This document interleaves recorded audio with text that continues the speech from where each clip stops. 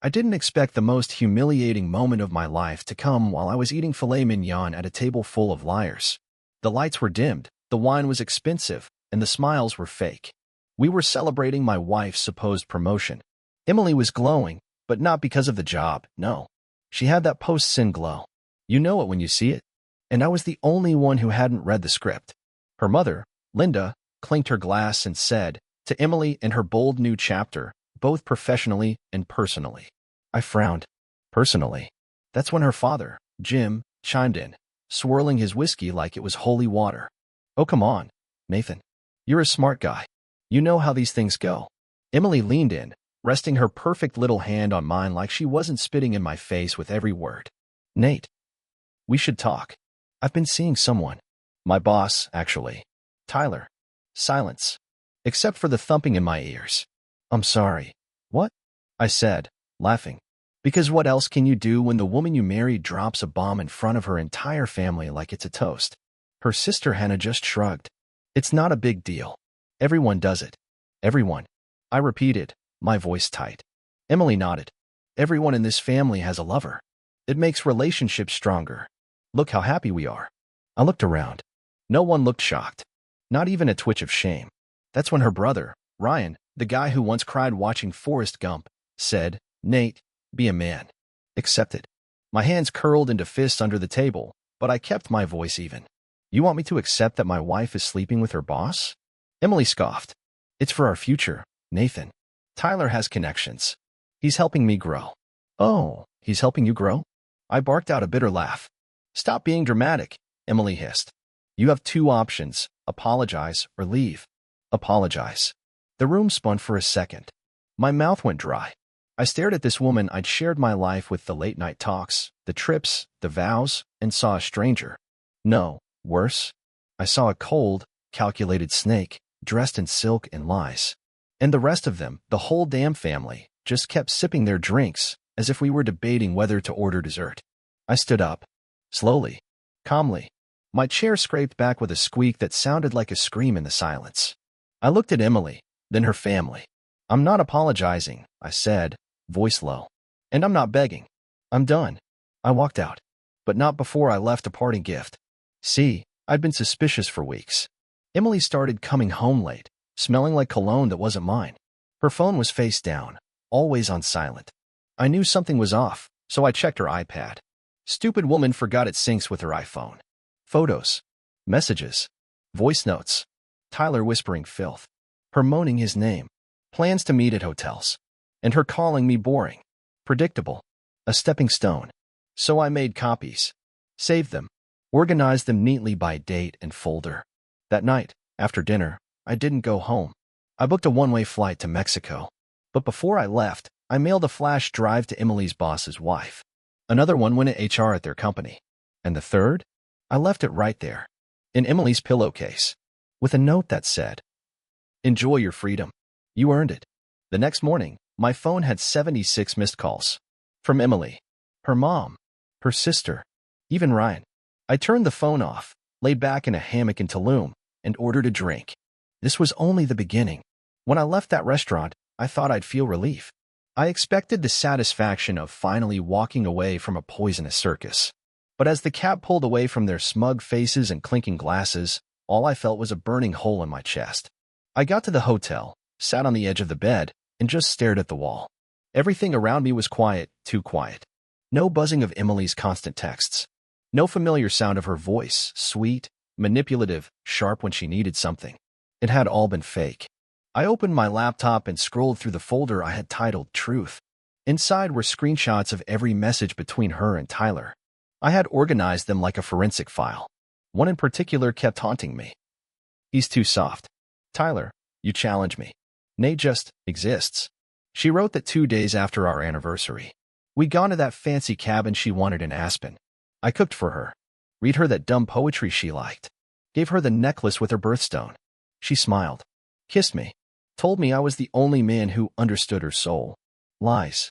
All of it. And that wasn't even the worst message. There was another, a voice note. I told him I'm working late, but I'm wearing that black lace set you love. I'll be there in 30.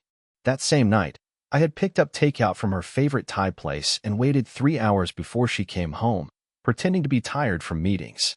She kissed my cheek and fell asleep in my arms. I should have known. The perfume was different. Her hair had a hint of aftershave, but I didn't want to believe it. I closed the laptop and poured myself a drink. Bourbon. The good stuff. The one I only opened on rare occasions, anniversaries, promotions, life milestones. I figured this counted. Then my phone started lighting up like fireworks. Emily. Over and over. I didn't answer. I just watched the screen flash with her name, her face, that same pretty face that had lied to me so easily. I finally listened to one voicemail. Nathan, what the hell did you do? You ruined everything. Tyler's wife went insane. She showed up at the office. HR is involved, and you embarrassed me in front of everyone. Call me back now. No, I'm sorry. No regret. Just rage. Like I had betrayed her. It was laughable. But the best part came next. An email from Tyler's wife. Short and sharp. Thank you. You just saved me years of my life. I'm leaving him. Another life scorched. Another mask ripped off. And for once, I wasn't the fool. By the time the sun rose, I had checked into my flight. Left a note for the cleaning staff in the hotel thanking them for their kindness. I took one last look at the skyline, the same one Emily used to stare at while pretending she was dreaming of our future. Funny. Turns out she was dreaming of someone else's bed. When the plane lifted off the runway, I felt something crack inside me. The pain was still there, but there was something else too. Freedom. I didn't know where this journey would take me. All I knew was, I was never going back. Not to her. Not to that life. And definitely not to that table full of snakes pretending to be family. That chapter was closed. But the next one? That would be mine to write. I landed in Tulum just past noon. The sun hit different there, warm but distant, like it knew I was carrying something heavy and didn't want to ask about it. I checked into a quiet beach villa, far from the usual tourist chaos. No itinerary, no obligations, just me and my broken heart. The silence was deafening at first. At home, Emily filled every space with noise, Spotify playlists, fake laughs on speakerphone, her constant complaints about coworkers she was apparently also screwing. Here, it was just the sound of waves and my own damn thoughts. I sat on the porch, cracked open a cold beer, and looked through old photos. Not because I missed her, but because I needed to see how deep the deception went. Our honeymoon in Greece? Smiles. Sunset selfies. She was probably texting Tyler while I held her hand on the cliffs of Santorini. Our Christmas photo? She wore red lipstick I later saw smeared on a hotel bedsheet in one of her selfies. Even our wedding photo started to look staged, her smile too wide, my eyes too trusting. I was spiraling. But then I got the message. It came from Ryan, her brother. Nate, man. I didn't know it would go that far. I thought it was just a thing. Emily was always complicated. I laughed. Complicated? That's what you call someone who invites you to a family dinner just to announce she's screwing her boss? I didn't reply. Then Hannah texted. Can we talk? I didn't agree with how Em handled things. I told her not to do it like that. She wouldn't listen. I didn't trust her. None of them. They all sat there that night, nodding like cult members, defending betrayal like it was an investment strategy. But curiosity got the better of me. I messaged back. Talk? Go ahead. She sent a voice memo. Nate. I'm sorry. I didn't think she'd be this cruel. But there's more. Tyler's not the only one. There was another guy last year. A client from San Francisco. She used to fly out for work, but really, she was with him. I caught her once. She swore it was over. A pit opened in my stomach. Another one? The puzzle pieces snapped together fast now, the mysterious conference, the surprise trip she took alone, the perfume I didn't recognize. And I had missed it. All of it. I replied, why are you telling me this now? Because she's saying you're unstable. She told Mom you might be dangerous. That's why they're all panicking. She's trying to spin it before it all hits her. Of course. Classic Emily. Destroy a man, then play the victim. She wasn't afraid of what I'd do. She was afraid I'd keep exposing the truth. She should be. Because I was just getting started.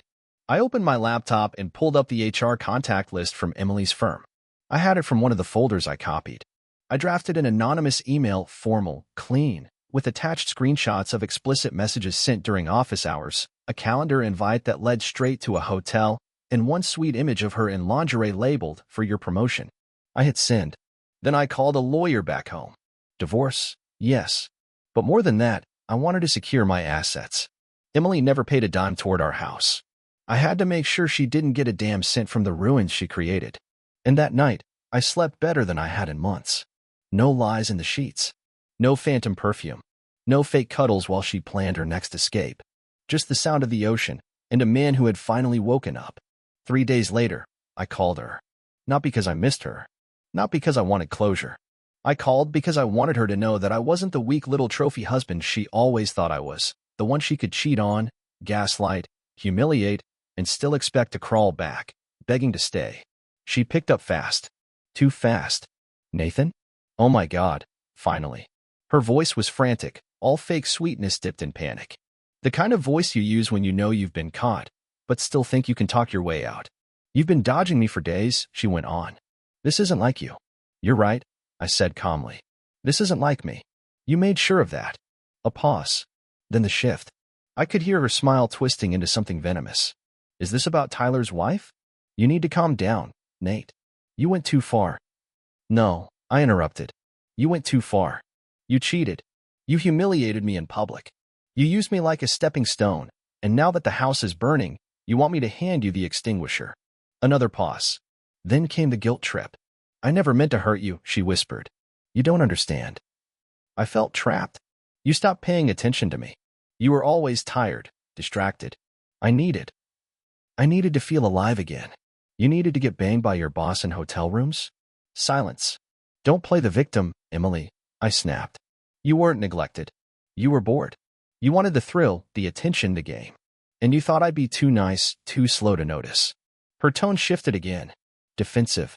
Nasty. Oh. Get over yourself, Nathan. You weren't exactly a prize either. You think buying flowers and cooking dinner makes up for being emotionally dead? I had to carry this marriage alone for years. I laughed. A real, bitter laugh. You carried it? You couldn't carry a conversation without lying. You were rehearsing moans for Tyler while I was planning our anniversary. Oh please, she hissed. You're being dramatic. People cheat. It doesn't mean they don't love their spouse. No, I said coldly. It just means they never did in the first place. Then I dropped the bomb. I sent everything to your HR. You're under investigation.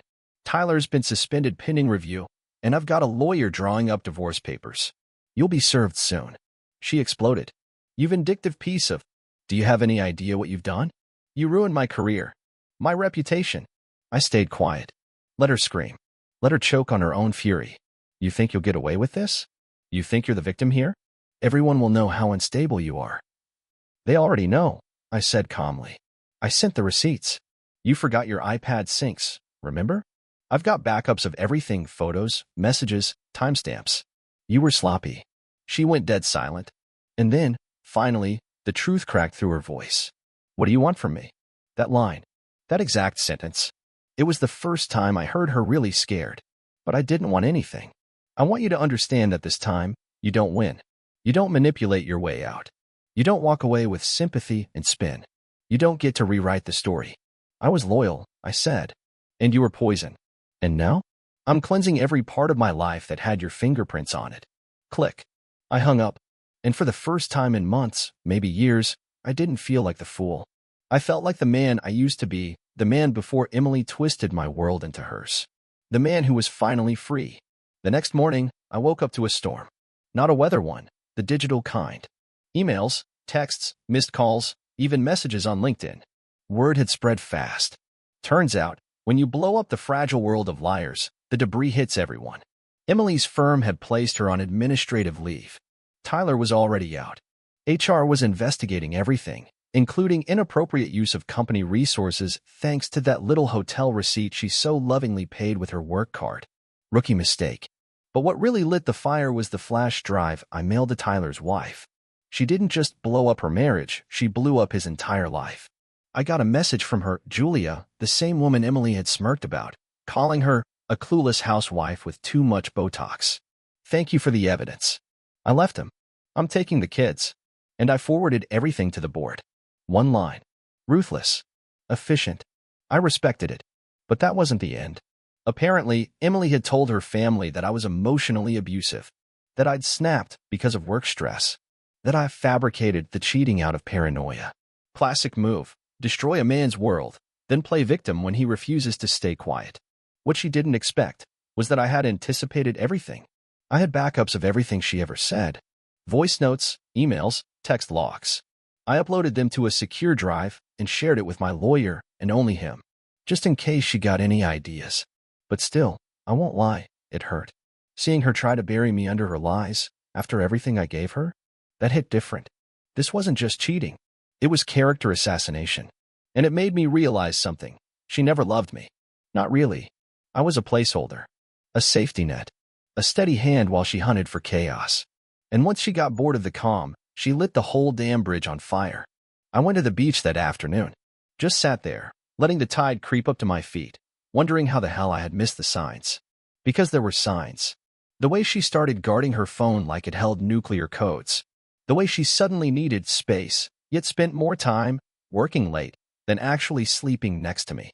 How she picked fights over nothing, just so she could storm off and disappear for hours. At first, I blamed myself. Maybe I wasn't enough. Maybe I should have tried harder. But no, that's what she wanted me to think. The truth is, she chose this.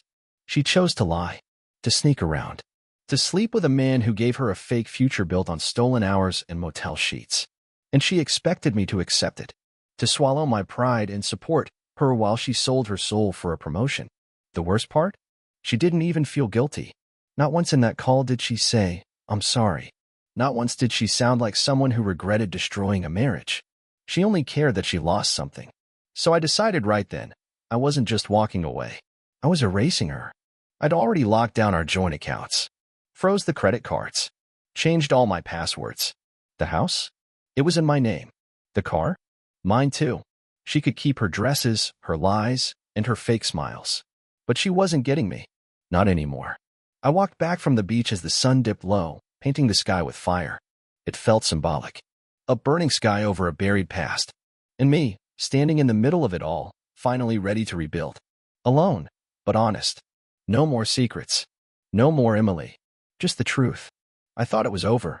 That once the truth was out, everyone would finally see her for who she really was. But I underestimated just how deep the rot ran in her family. 3 days after the fallout, I got a call from an unknown number. I ignored it. It rang again. Same number. Then a text followed. "Pick up, Nathan. It's Linda." Her mother. Curiosity got the better of me. I picked up. "Nathan," she said, her voice tight. "We need to talk." I expected anger. Accusations. But what I got? Guilt-tripping. "You really embarrassed us," she began. "Emily's career is hanging by a thread. Do you know how hard she worked for that?" I stayed silent. Let her twist her rope. "She made mistakes," Linda continued, "but you airing everything in public? That was cruel. Families have to protect each other." "Funny," I said coldly. "I don't remember anyone protecting me at that dinner. You all sat there smiling while my wife told me she was sleeping with her boss and demanded I accept it." She sighed like I was being unreasonable. "We were trying to show you that love is complicated, that sometimes you have to make compromises." "No," I snapped. "What you tried to do was manipulate me into silence. You wanted me to roll over, smile, and say thank you while your daughter lit our marriage on fire." Then came the real reason for the call. "She's devastated, Nathan.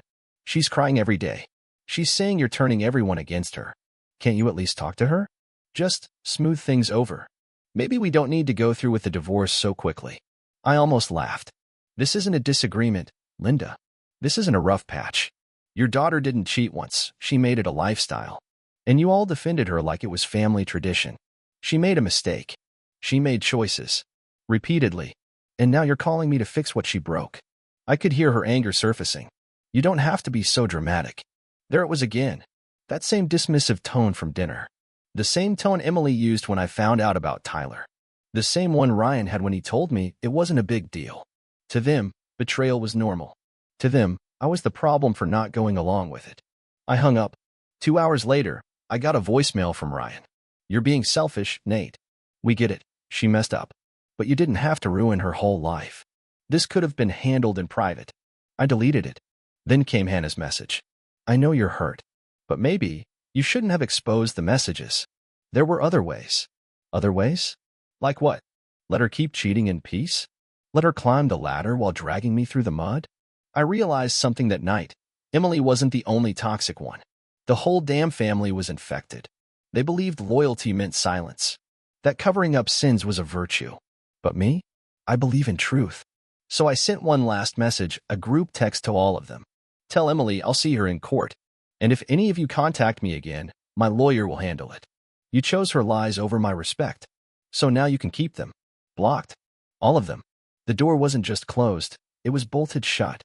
And with every step forward, I felt lighter. They tried to trap me in a family of snakes. But I'd already burned the nest. By the end of the second week, I had stopped checking my phone. It no longer buzzed with desperation, guilt trips, or gaslighting. I had blocked every number connected to Emily and her twisted little clan. The silence? It was finally peaceful.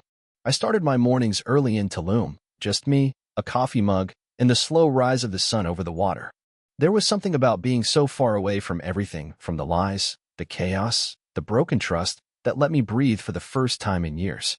It's funny what you realize when you have space to think. Like how I used to shrink myself for her. I'd walk on eggshells around her moods.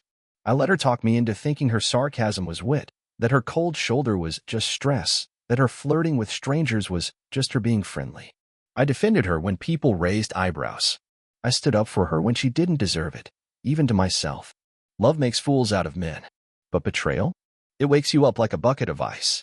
There was one morning, maybe the 10th since I'd left, where I stared at my reflection for a solid 5 minutes. Not out of vanity, but to really see myself. I didn't recognize the guy I used to be. That version of Nathan? He was timid. He wanted peace so badly that he tolerated war in his own house. But now I could feel something new growing inside me steal. I hired a private investigator. Not because I needed more dirt on Emily, but because I wanted to understand how far the lies went. Closure wasn't just emotional for me, it was practical. And oh boy, he delivered. Turns out, Tyler wasn't the first. Or the second. There were 3 others. One was a client, the San Francisco guy Hannah warned me about. Another was a former professor she reconnected with at a conference. And the last one? A neighbor. Someone we had over for dinner more than once. I stared at the report for a while, feeling nothing. That was the scary part. I didn't feel anger. Not anymore. Just pity. For the version of me who believed in her. The man who bought her flowers for no reason, cooked dinner when she was tired, listened to her talk about work for hours, thinking he was being a supportive husband. That man died the night she looked me in the eyes and said, "You have 2 options, apologize or leave." She didn't know it then, but she gave me exactly what I needed. Permission to choose freedom. That night, I went out. Alone. Not to drink. Not to drown anything. Just to live. I found a small local bar by the beach, ordered grilled fish, and watched a group of strangers dance to music I didn't understand. I laughed for the first time, really laughed. And it felt good. Like healing. Like becoming someone I actually liked. I met a man at that bar, older guy, expat, divorced twice. He said something I'll never forget. There are 2 kinds of heartbreak, son. The kind that breaks you, and the kind that sets you free. The difference? Whether or not you decide to rebuild. I nodded. Because I knew I wasn't just rebuilding. I was redefining. Not just my life, but myself. The next day, I emailed my lawyer and told him. Push for everything I deserve. Full property, no spousal support, and public documentation of infidelity. I wasn't being vindictive. I was being done. Emily made her choices. Now I was making mine. And this time, I was choosing me. 3 weeks after walking away from Emily, I stood barefoot in the sand watching a storm roll in over the ocean. The horizon was bruised purple, the waves restless, and the air thick with that electric tension before a downpour. It felt symbolic. Like the world was preparing to cleanse itself. Just like I had. The divorce papers were signed. My lawyer made sure of that. No courtroom drama. No negotiations. She tried to push back, of course, cried in front of the mediator, claimed I was abandoning her, said I was taking everything. But all I had to do was slide the photos across the table. The folder. The proof. Game over. She got nothing. Not the house, not the savings, not my silence. I walked out of that office with my head high and her last attempt at manipulation bleeding out behind me. But something strange happened once the dust truly settled. I didn't feel victorious. I felt tired. Like a soldier coming home after a war no one else knew existed. My armor was still on, my fists still clenched. But there was no one left to fight. It took me days to unwind that tension. To realize that I wasn't just mourning a marriage, I was mourning myself. The man I was when I believed in love. The man who looked at his wife and saw forever. That version of me? He died the night Emily made her little ultimatum. But in his place, someone stronger stood up. Someone who learned the hardest truth of all. Love doesn't mean loyalty. And loyalty doesn't guarantee love. Emily didn't cheat because she was confused, or broken, or unloved. She cheated because she could. Because she was entitled. Because she believed I'd always forgive, always fix, always stay. That was her mistake. My mistake? Thinking love was supposed to hurt sometimes. That being a good man meant enduring disrespect in the name of patience. Never again. Since then, I've had time to reflect. I started journaling, something I never did before. Writing down everything. The dinners where she made me feel small. The gaslighting. The night she rolled away from me in bed and told me she was just tired, when really, she had just come back from another man's arms. Every word was a wound, but every page was healing. And now, if I could say one thing to the version of me who sat at that dinner table, jaw clenched while her family toasted to infidelity, I'd say, walk sooner. Don't wait to be broken. You owe no one your silence.